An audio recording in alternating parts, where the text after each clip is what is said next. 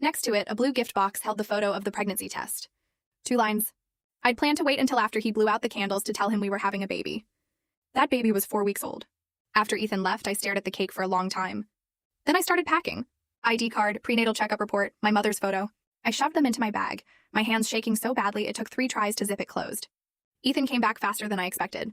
He looked at the bag in my hand and sneered, "Running away? Where would you even go? Divorce?" I used all my strength to say that word. He didn't answer, just walked over and pulled the bag from my hands. When he found the prenatal report, his hand paused for a moment. Very brief, so brief it seemed like I'd imagined it. Then he threw the bag on the floor. "Divorce?" He looked down at me like he'd heard a joke. "Claire, if you'd chosen me first, I probably would have treasured you for life." His tone was flat, like he was talking about someone else. "But who did you choose? You chose Lucas. When you were with him, you could kneel in the rain all night. You could fight and make up laughing the next day.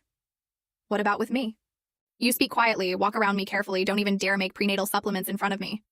Claire, who are you living with? You're living with a stranger. You think that's love?" Ethan lowered his head, almost touching my face. "That's charity." Was saving me charity too? I raised my head. 5 years ago, you grabbed me on that rooftop and said you'd be good to me forever. Was that pity too? His expression flickered, then hardened. Yes, that was pity.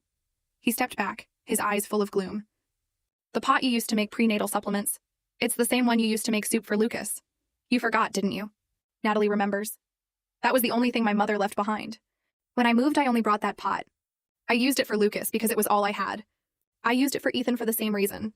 It's not the same. That was my mom's. Enough. Ethan pulled open the front door. Outside, a storm was starting. He grabbed my arm and pushed me out.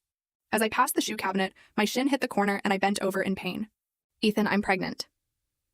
The moment those words left my mouth, his hand did pause for a moment. 1 second.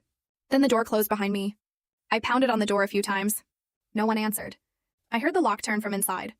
My phone buzzed. All my bank accounts were frozen. Outside the door was the yard. Rain pounded against my body, soaking through my pajamas until they stuck to my skin. I don't know how long it was before a cramping pain shot through my lower abdomen.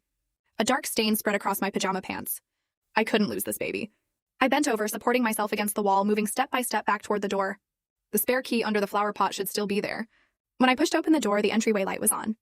From the yard to the door was only 20 steps. It took me 10 minutes. With every step, the blood between my legs increased. As I crouched down to reach for the spare key, my vision went dark. A pair of red-soled high heels appeared on the ground, pointed toward the door. In the living room, Natalie was wearing my pajamas,